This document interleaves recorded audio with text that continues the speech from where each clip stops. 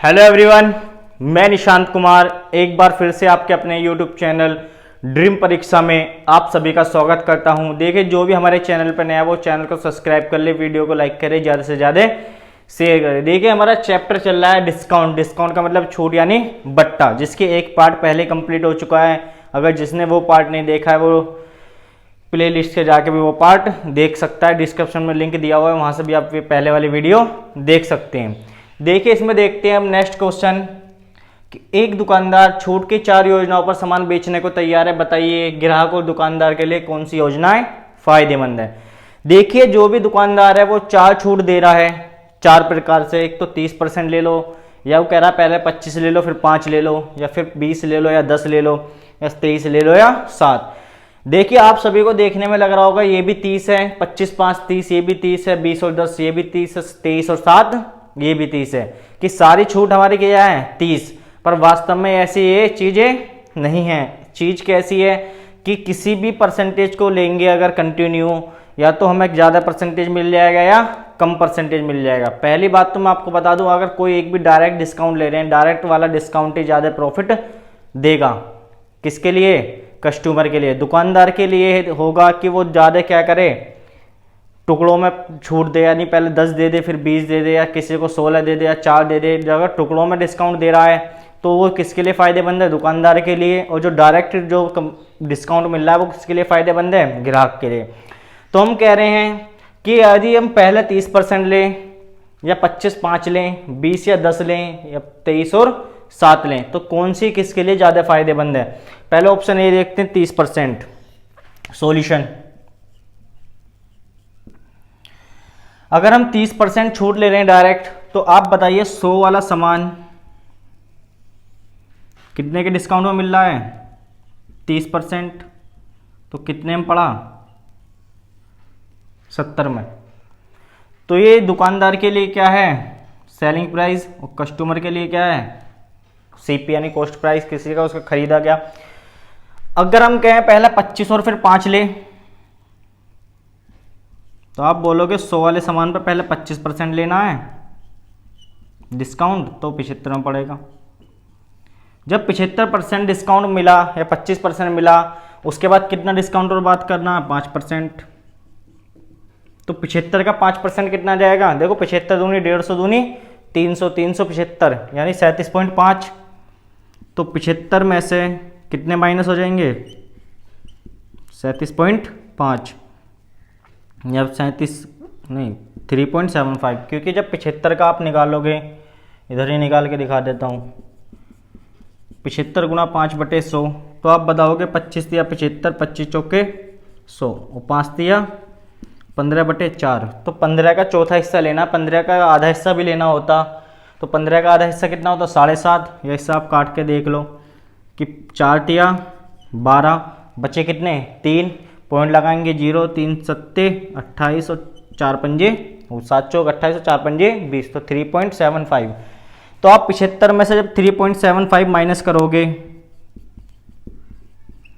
तो कितना बच जाएगा? यहाँ हो गया 9, यहाँ हो गया 10, 10 में से 5 गए 5, 2, यहाँ 4 में से 3 गया 1, तो आप बताओगे 71.25 यानी 7125। तो यहाँ से 100 वाला सामान कितने पड़ रहा है? 71 रुपये 25 पैसे में। अब आइए थर्ड की बात कर लेते हैं कि 100 वाले सामान पे पहले कितना डिस्काउंट दिया जा रहा है? 20%। तो सामान कितने में पड़ा?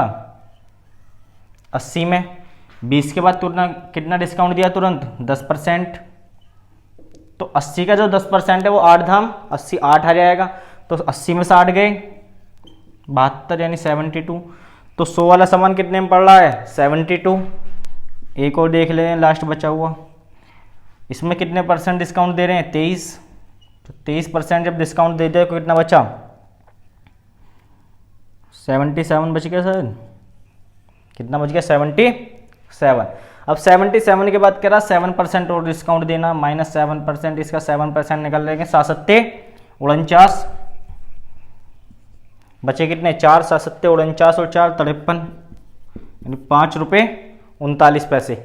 तो 5 रुपये 39 पैसे का अगर इसमें से वो डिस्काउंट दे देंगे, तो आप बताओगे 5 रुपये 39 पैसे माइनस कर लो, ये आपको दिक्कत नहीं आनी चाहिए।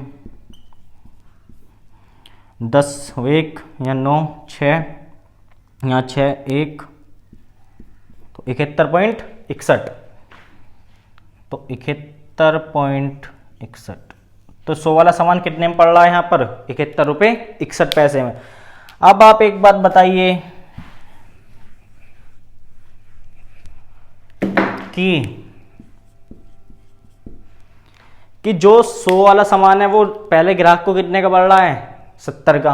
100 वाला सामान 2 डिस्काउंट 25 और 5 के बाद कितने का पड़ रहा है 71.25 का।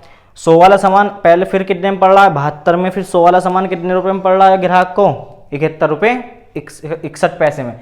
तो ग्राहक चाहेगा कि मैं कम से कम पैसे दूं और सामान खरीद लूं, तो ग्राहक सबसे कम पैसे कहां पर दे रहा है यहाँ पर पहले वाली कंडीशन में।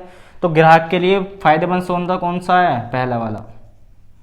ये किसके लिए बढ़िया हो गया आप बोलोगे ग्राहक के लिए यानी कस्टमर के लिए।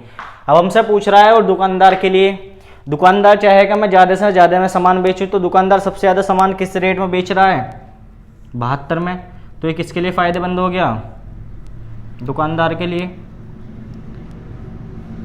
दुकानदार के लिए। तो दुकानदार के लिए फ़ायदेमंद कौन सा है ये वाला, और ग्राहक के लिए फ़ायदेमंद कौन सा है ऊपर वाला। सही है। देखिए मैंने आपको पहले भी बताया था अगर डायरेक्ट 1% मिल रही है छूट तो उससे ज़्यादा कभी भी प्रॉफिट नहीं होगा कस्टमर के लिए। तो डायरेक्ट परसेंटेज कितनी मिल रही है 31, तो इससे ज़्यादा फ़ायदा कभी भी ग्राहक के लिए नहीं हो सकता, चाहे वो कितने अच्छे अच्छे डिस्काउंट आपको दे दे टुकड़ों में। अब देखिए अगर हम ऐसे निकालेंगे तो ऐसा क्या हो जाएगा ज़्यादा सवाल बड़ा बैठ जाएगा। तो ज़्यादा सवाल बड़ा ना बैठे इसके लिए हम एक मेथड यूज करेंगे अपना डिफरेंस मेथड। इसे उतार लीजिए किसी को उतारना है यूज़ करके वीडियो। देखो डिफरेंस मेथड है क्या चीज़, परसेंटेजों का डिफरेंस। अगर परसेंटेज के डिफरेंस की बात करें तो हम देखेंगे पहले 30%। देखो इसमें तो एक पहला जो 0% ही है, तो 0 से कितने डायरेक्ट मिल रहा है वो 30%। अगला 25 मिल रहा है पहला, और नेक्स्ट कितना मिल रहा है 5। अगला 20 से कितना मिल रहा है 10। सही है। अब आप बताओ फिर नेक्स्ट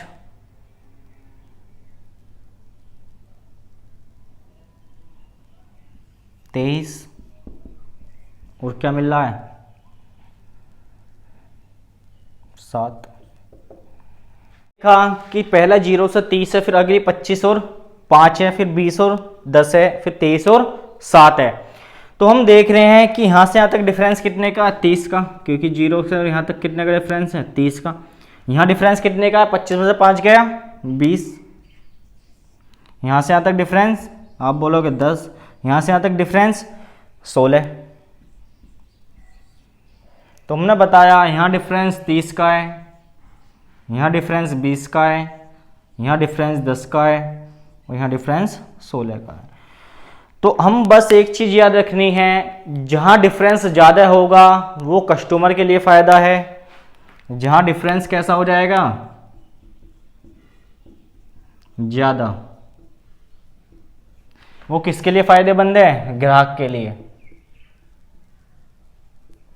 और जहाँ डिफरेंस क्या हो जाएगा कम, वो किसके लिए फ़ायदेमंद है आप बोलोगे दुकानदार के लिए। सिर्फ एक चीज़ याद रखनी है कि ज़्यादा डिफरेंस ग्राहक के लिए प्रॉफिट है और कम डिफरेंस दुकानदार के लिए प्रॉफिट है। आप बताओ सबसे ज़्यादा डिफरेंस किस में आ रहा है आप बोलोगे पहले वाले में। तो ग्राहक के लिए कौन सा सौदा फ़ायदेमंद है पहला वाला, तो ये किसके लिए फ़ायदेमंद हो गया ग्राहक के लिए। अब ढूंढना सबसे कम वाला, सबसे वाला कम वाला कौन सा है 10, ये किसके लिए फ़ायदेमंद हो गया आप बोलोगे दुकानदार के लिए। तो हमने देखा कि हमें कोई भी कैलकुलेशन नहीं करनी पड़ी, सिर्फ माइनस करके देखना पड़ा कि जोन से किस में डिफरेंस ज़्यादा है और किस में डिफरेंस कम है। तो यहीं से हमारा आंसर आ गया कि ज़्यादा जो डिफरेंस है वो कस्टमर के लिए फ़ायदेमंद है, और जहाँ डिफरेंस कम है वो ग्राहक दुकानदार के लिए प्रॉफिट है। सही है, करिए इसे नोट डाउन।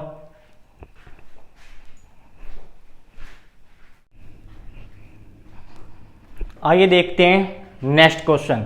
देखो नेक्स्ट क्वेश्चन में कह रहा एक दुकानदार 10% छूट देकर भी 20% लाभ कमाता है यदि वह वस्तु को क्रय मूल्य है, यदि उस वस्तु का क्रय मूल्य 6,750 रुपये है तो बताइए उसका अंकित मूल्य क्या होगा। देखिए दुकानदार कभी भी छूट देगा तो इतनी छूट देगा ताकि उसे कोई लॉस ना हो, क्योंकि दुकानदार भी क्या कमाने बैठा हुआ है, प्रॉफिट। तो हम देख रहे हैं डिस्काउंट देने के बाद भी वो प्रॉफिट कमा रहा है, तभी सामान को वो बेच रहा है। कभी ऐसा हो सकता है क्या कभी दुकानदार डिस्काउंट दे और अपने आप हानि उठा ले या लॉस उठा ले, ये संभव नहीं है। तो हम बता रहे हैं सॉल्यूशन नंबर सेकंड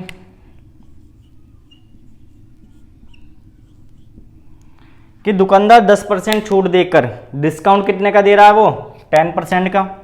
देखो 10% का मतलब तुम्हें समझना चाहिए, 10% का मतलब कितना, 1/10।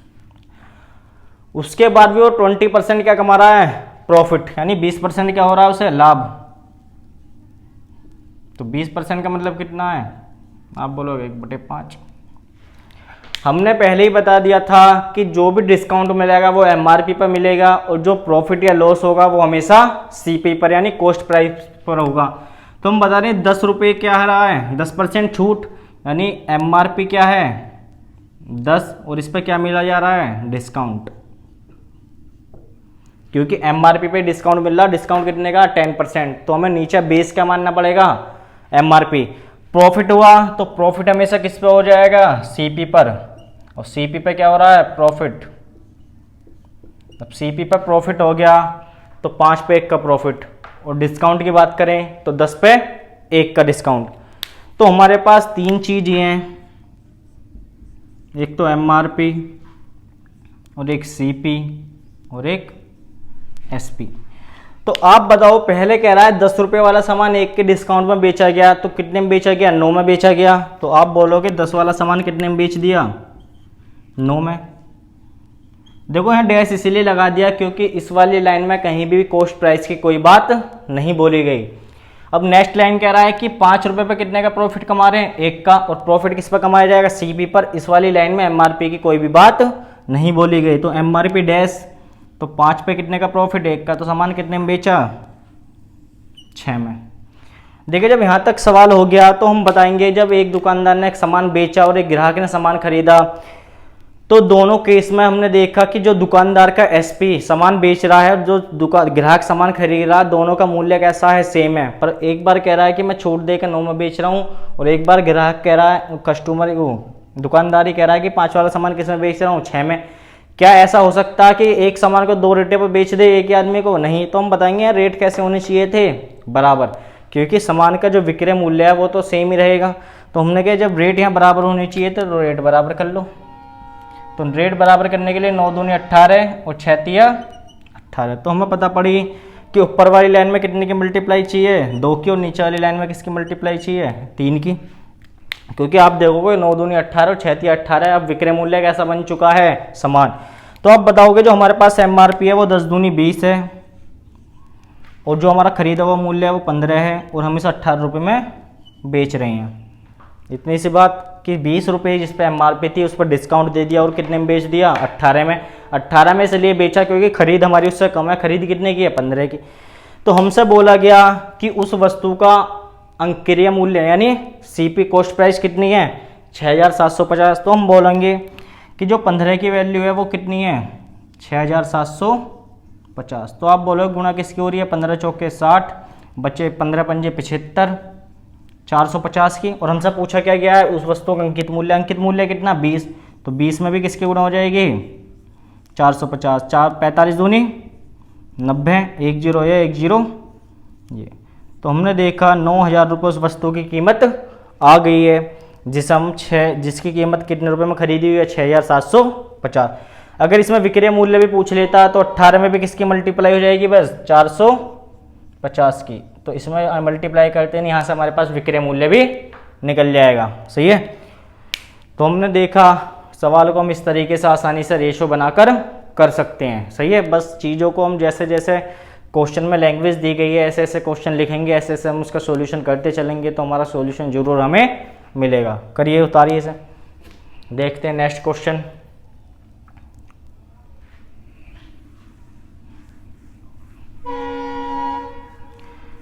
देखिए नेक्स्ट क्वेश्चन कह रहा है हमारे यहाँ कि एक दुकानदार 25% छूट देकर भी 12.5% का लाभ कमाता है। यदि वह कोई छूट ना दे तो उसका लाभ क्या होगा। देखिए जब हम एमआरपी पर छूट दे रहे हैं उसके बाद भी हमें प्रॉफिट हो रहा है, अगर हम कहेंगे उसे एमआरपी पर बेचेंगे तो हम बताएंगे जो हमारा प्रॉफिट है वो बढ़ जाएगा, क्योंकि जो हमारे पैसे डिस्काउंट में दिए गए हैं वो पैसे सारे गले में आने स्टार्ट हो जाएंगे।